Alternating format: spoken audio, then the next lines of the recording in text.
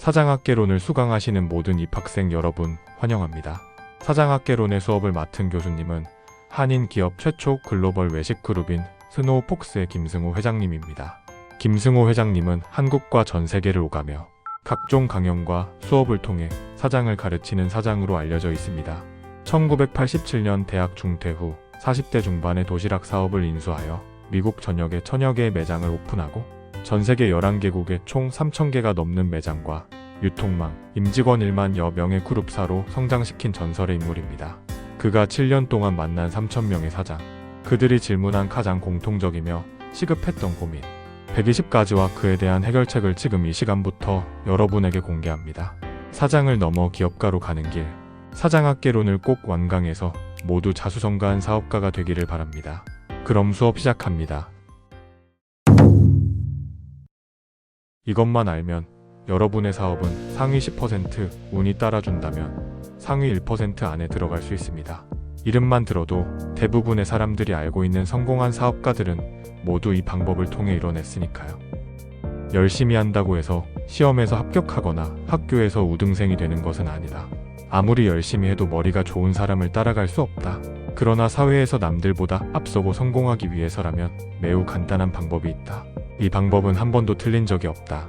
이 방법은 1등이 된다는 보장은 없지만 분명히 우등생이 될 수 있도록 만든다. 그것은 바로 끝까지 하는 것이다. 끝까지 하는 것이 비결이라는 말을 들었을 때 대부분의 사람들은 시큰둥하게 반응합니다. 아마 크게 와닿지 않기 때문일 거예요. 그리고 크게 와닿지 않는 이유는 그들은 단 한 번도 끝까지 해본 적이 없기 때문입니다. 세상에는 정말 열심히 해도 안 되는 일이 존재합니다. 그리고 그런 일에 부딪히면 90%는 포기합니다. 그리고 남은 10%만 돌파하기 위해 죽어라 노력합니다. 그래도 안 되면 그 중에서 또 50%가 포기합니다. 그리고 남은 50%만 공부하고 고민하기 시작합니다. 그래도 안 되면 또 50%가 포기합니다. 그리고 남은 50%는 화도 내고 절규도 하면서 악에 바쳐서 합니다. 그렇게 해서도 안 되면 남은 50%는 포기합니다. 결국 도전했던 경쟁자들은 모두 사라지고 고작 1.25%만 남습니다. 저자의 말처럼 버티기만 하면 상위 1% 안에 들 수 있는데 버틴다는 게 말처럼 쉽지가 않습니다. 버티는 게 쉽지 않은 이유는 잘하려고 하기 때문이죠. 버틴다는 의미를 저자의 말로 들어보시죠. 신인 작가로 데뷔하려는 사람들은 글이 나빠서 하지 못하는 게 아니라 중간에 원고 쓰기를 포기해서 책이 나오지 않는 것이다. 만약 내가 어떤 일을 포기하지 않고 꾸준히 하는 버릇이 있다면 이미 나는 상위 10% 안에 드는 사람이다. 무엇을 해도 상위 10% 안에 들어간다. 그러니 하려는 그 일을 당장 오늘부터 해야 한다. C.S. 루이스가 쓴 스크루테이프의 편지에 보면 삼촌 마귀가 신참 조카 마귀에게 사람을 속이는 11가지 방법 중 하나를 가르치는 장면이 나온다. 인간에게 계획을 하게 해라. 정말 좋은 계획을 하게 도와줘라. 그리고 내일부터 하라고 해라. 내일부터 하는 사람에게 내일은 없다. 그러므로 오늘 시작하고 끝까지 하는 것이야말로 저절로 1등이 되는 방법이다. 사람은 본능적으로 실패를 두려워합니다. 그래서 실패하지 않기 위해 완벽한 계획을 세워 하고자 하는 일을 잘하고 싶어 합니다. 이것이 포기하게 되는 이유입니다. 세상에 나보다 잘하는 사람들은 차고 넘칩니다. 그들보다 잘하려고 하는 것은 42km의 마라톤을 하는데 초반 100m에서 전력 질주를 하는 것과 다를 바 없습니다. 초반에 모든 에너지를 쏟아부은 여러분의 미래는 절반도 가지 못하고 길거리에 쓰러져 헐떡이고 있는 모습뿐입니다. 다른 사람이 아닌 여러분만의 마라톤을 해야만 완주할 수 있습니다. 여러분만의 마라톤에는 남들은 볼 수 없는 꿈과 열정이 스며있기 때문이죠.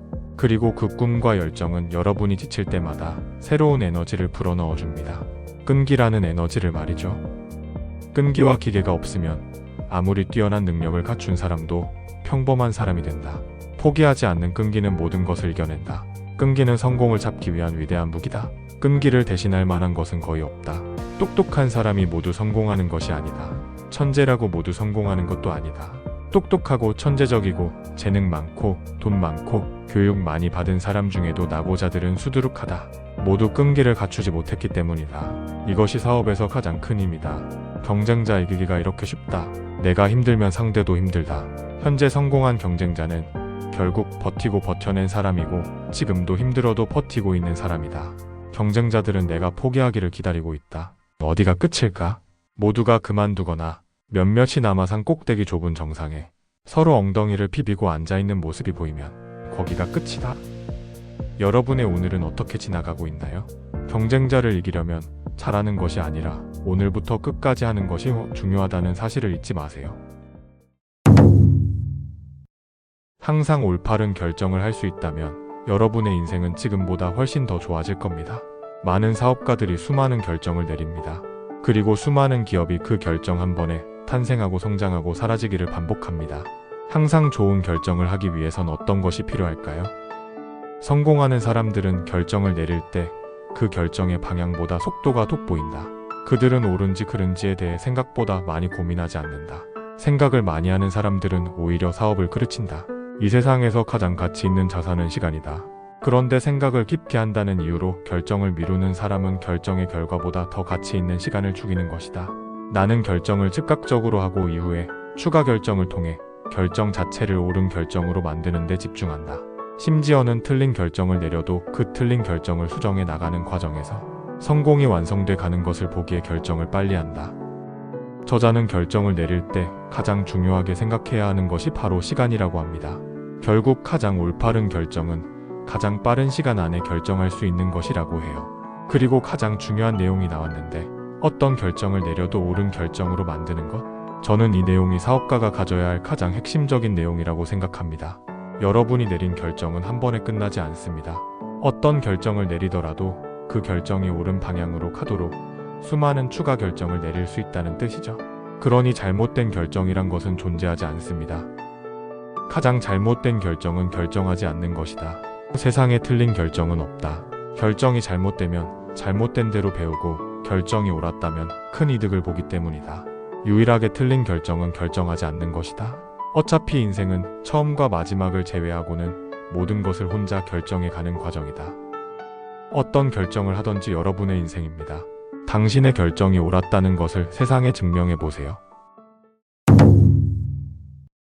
만약 딱 한 번의 결정으로 여러분의 인생이 뒤바뀔 수 있다면 어떻게 결정해야 할까요? 세상을 살다 보면 정말 중요한 결정을 내려야 하는 순간이 찾아옵니다. 한 번의 결정으로 인생의 방향이 바뀌는 결정이라면 단순하게 결정하기란 어려울 겁니다. 저자는 중요한 순간에 어떻게 결정을 내렸을까요? 나는 이런 중요한 결정을 앞두면 금식을 한다. 최소한 3일 정도다. 시간으로 72시간 정도다.